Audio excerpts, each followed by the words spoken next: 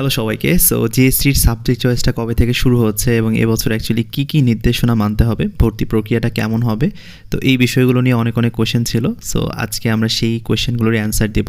তো গুচ্ছ ভর্তি পরীক্ষার যে ভর্তি প্রসেস আছে সেটা নিয়ে আসলে তোমরা অনেকেই প্রশ্ন করেছিলা। তো এই ভিডিওটাতে আমি পুরো জিনিসটাকে এক্সপ্লেইন করব। তো চলো শুরু করা যাক।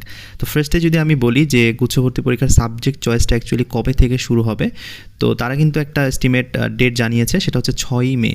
তো এখন যখন তুমি ভিডিওটা দেখতেছো, সামনের 6 মে থেকে কিন্তু আমাদের যে সাবজেক্ট চয়েসের কার্যক্রম সেটা কিন্তু শুরু হওয়ার কথা রয়েছে এবং এটা মোটামুটি এক উইক অর্থাৎ এক সপ্তাহের মতো তারা সময় দেয়। তো 6 থেকে 13 মে পর্যন্ত সাবজেক্ট চয়েস কিন্তু তুমি দিতে পারবা। তো সাবজেক্ট চয়েস শুরু হলেই যে একদম উঠে পড়ে প্রথম দিনই সাবজেক্ট চয়েস দিতে হবে, ব্যাপারটা কিন্তু এরকম না।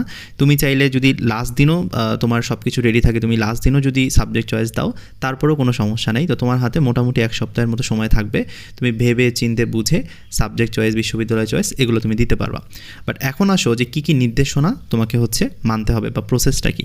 প্রথম কথা, গুচ্ছভুক্ত যে বিশ্ববিদ্যালয়গুলো রয়েছে তাদের কিন্তু সার্কুলার এবং ভর্তি যোগ্যতা তারা কিন্তু প্রকাশ করে দিয়েছে। তো সেই অনুযায়ী কিন্তু পরিচালিত হবে।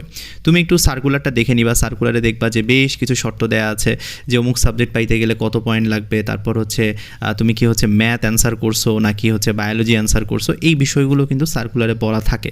তো তুমি একটু ওগুলো দেখে নিলে তোমার এটা আইডিয়াটা হয়ে যাবে যে কোন বিশ্ববিদ্যালয়ে বা কোন সাবজেক্টে অ্যাপ্লাই করা উচিত।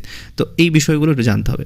সেকেন্ড যে বিষয়টা সেটা হচ্ছে যে তোমার প্রতিটা বিশ্ববিদ্যালয়ের জন্য 500 টাকা করে তোমাকে কিন্তু এখানে সাবজেক্ট চয়েসের জন্য গুনতে হবে। অর্থাৎ একটা ইউনিভার্সিটিতে তুমি যদি আবেদন করতে চাও সেক্ষেত্রে তোমার কিন্তু এখানে 500 টাকা করে খরচ হবে। তো এখানে একটা মজার ব্যাপার, সেটা হচ্ছে যে একটা ইউনিভার্সিটির ধরো অনেকগুলো সাবজেক্ট আছে, তো তুমি যতগুলো সাবজেক্টই অ্যাপ্লাই করো তারপরেও তোমাকে কিন্তু এখানে 500 টাকাই আসলে গুনতে হচ্ছে।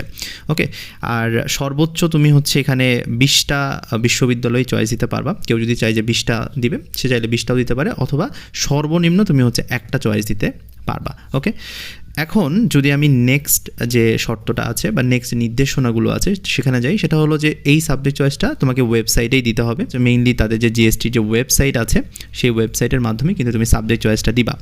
আর চারুকলা আর ব্যবহারিক পরীক্ষার ক্ষেত্রে একটু বলে দেই যে যারা চারুকলা বা প্র্যাকটিক্যাল পরীক্ষা দিতে চাও তাদের কিন্তু অতিরিক্ত এখানে 300 টাকা করে যুক্ত হবে। অর্থাৎ তুমি যখন আবেদন করতে যাবা, তো সেখানে তুমি যদি চারুকলা কিংবা ব্যবহারিক পরীক্ষা সিলেক্ট করো সেক্ষেত্রে তোমার কিন্তু এখানে 300 টাকা এক্সট্রা করে গুনতে হবে। আর এই রেজাল্টটা কতদিন পর দেয় এটা নিয়ে একটু কথা বলি। যে প্রথমে একটা মেরিট দিবে, এরপর 4টা মাইগ্রেশন যেহেতু আমাদের হবে। তো প্রথম ধাপের ভর্তির জন্য মোটামুটি প্রায় 5 দিন থেকে তোমার 2 দিন সময় দেওয়া হয়। তো প্রথম ধাপে 5 দিন আর দ্বিতীয় ধাপে 4 বা 3 দিন, এবং বাকি যে ধাপগুলো থাকে ওগুলোতে কিন্তু সময়ও এরকমই থাকে, 3-4 দিনের মধ্যে ভর্তি কার্যক্রমগুলো হতে থাকে। সো খুব বেশি সময় পাওয়া যায় না, আবার একেবারেই কম সময় না। তো তুমি যদি একটু অ্যালার্ট থাকো তাহলে এই সময়ের মাঝখানে আসলে তোমার সকল ভর্তি কার্যক্রম শেষ হওয়ার কথা। এরপরে যদি আমি যাই যে যারা প্রথমে নির্বাচিত হবা বা তুমি যদি কোনো সাবজেক্ট পাও বা বিশ্ববিদ্যালয় পাও, সেক্ষেত্রে তোমাকে কিন্তু 5,000 টাকা ফি দিয়ে তোমার নিশ্চয়ন করতে হবে। এই জিনিসটা খুব ইম্পর্টেন্ট, অনেকে নিশ্চয়ন করে না, বাট এটা কিন্তু তোমাকে মাস্ট করতে হবে যদি তোমার কোনো সাবজেক্ট আসে কোনো বিশ্ববিদ্যালয়ে। আর তুমি যদি চাও মাইগ্রেশন অন করতে পারো, তোমার যদি সাবজেক্ট পছন্দ না হয়, বিশ্ববিদ্যালয় পছন্দ না হয়, তাহলে তুমি চাইলে মাইগ্রেশন অন করতে পারো। ফর এক্সাম্পল, তুমি ধরো সিভিল পাইছো, এখন তোমার ইচ্ছা হলো সিএসি পাওয়ার, সিএসি তোমার চয়েস লিস্টের উপরের দিকে আছে, সেক্ষেত্রে তুমি চাইলে সিভিল থেকে সিএসিতে যাইতে পারবা। সেক্ষেত্রে তোমার মাইগ্রেশনটা অন রাখতে হবে। মাইগ্রেশন অফ রাখলে কিন্তু এই সম্ভাবনাটা থাকবে না।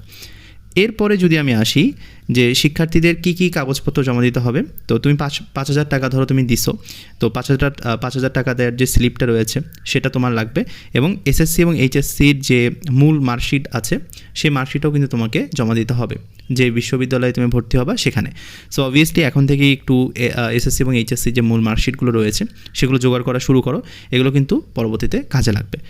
এরপরে যদি আমি আসি যে প্রাথমিক ভর্তি কার্যক্রম শেষ হওয়ার পরে চূড়ান্ত ভর্তির জন্য সব বিশ্ববিদ্যালয়গুলো নোটিশ দিবে, আর তখন তোমার বাকি টাকা এবং কাগজপত্র নিয়ে ভর্তি হতে হবে। আর ভর্তি ফি তো জানোই বিভিন্ন বিশ্ববিদ্যালয় বিভিন্ন রকম হয়, 6,000 থেকে 22,000 এরকম রেঞ্জেই কিন্তু থাকে। তো ভর্তি ফি নিয়ে আমরা ডিটেলে আমাদের গ্রুপে পোস্টস দিয়ে দিব, কোনো সমস্যা নেই। এখন যেটা মেইন ইস্যু যে নিজের পজিশন অনুযায়ী তোমাকে কিন্তু বিশ্ববিদ্যালয় এবং সাবজেক্ট চয়েস দিতে হবে। তুমি যদি বিশ্ববিদ্যালয় বা সাবজেক্টই না পাও তাহলে তো তোমার এই নির্দেশনাগুলো কোনোটাই কাজে আসবে না। সো অবভিয়াসলি এখানে তুমি সতর্ক থাকবা যাতে বিশ্ববিদ্যালয় এবং সাবজেক্ট সাবজেক্ট চয়েসটা ঠিকঠাক মতো দেওয়া হয়। তো যারা হচ্ছে সাবজেক্ট চয়েস বা বিশ্ববিদ্যালয় চয়েস নিয়ে প্রবলেম ফেস করতেছো, তাদের জন্য কিন্তু আমাদের একটা গুচ্ছের সাবজেক্ট চয়েস মেন্টরশিপ প্রোগ্রাম আমরা চালু করেছি। তো এটা মূলত হচ্ছে আমাদের ফ্রি রাখার কথা ছিল, বাট যেহেতু অনেক স্টুডেন্ট একসাথে আমাদেরকে নক দিয়েছে, যার কারণে এটা হচ্ছে আমরা এন্ট্রি ফিটা 300 না, এটা আমরা হচ্ছে 200 টাকা, 100 টাকা আমরা ডিসকাউন্টে 200 টাকা দিয়ে কিন্তু হচ্ছে তোমাদেরকে এই মেন্টরশিপে আমরা যুক্ত করতেছি। তো এখানে বেসিক্যালি হচ্ছে আমরা নিজেই তোমাদেরকে হচ্ছে সাবজেক্ট চয়েস সাজিয়ে দেবো। আমি মেইনলি তোমাদেরকে সাবজেক্ট চয়েস সাজাতে হেল্প করব, বা তোমার যদি কোনো প্রেফারেন্স থাকে ওই অনুযায়ী আমরা সাবজেক্ট চয়েসটা সাজাবো। আর এখানে তোমরা এক্সট্রা আরও কিছু ফিচার পাচ্ছ, যে তোমার কেরিয়ারের উপর ভিত্তি করে অ্যাকচুয়ালি আমরা সাবজেক্ট চয়েসটা সাজিয়ে দেবো। ওভারঅল যে জিনিসগুলো আছে এগুলো তোমরা হচ্ছে পড়ে নিও। ওভারঅল তোমাদের গুচ্ছের সাবজেক্ট চয়েস নিয়ে যা যা হেল্প লাগবে সেগুলো কিন্তু হচ্ছে আমরা করব। তো এটা ফ্রি আসলে অনেকেই চাইছিলা, বাট ফ্রি রাখাটা পসিবল না, কারণ প্রায় 3000-এর মতো স্টুডেন্ট হচ্ছে আমাকে নক করছে। তো সবাইকে তো সাজিয়ে দেওয়া পসিবল না, এই কারণে একটা ন্যূনতম ফি আসলে আমাকে নির্ধারণ করতে হয়েছে ফিল্টারিং করার জন্য। সো আশা করছি যে এই জিনিসটা তোমাদেরকে হেল্প করবে। এছাড়াও তোমাদের যদি কোনো কোয়েশ্চেন থাকে সেটা আমাকে কমেন্ট বক্সে জানাতে পারো। ধন্যবাদ সবাইকে।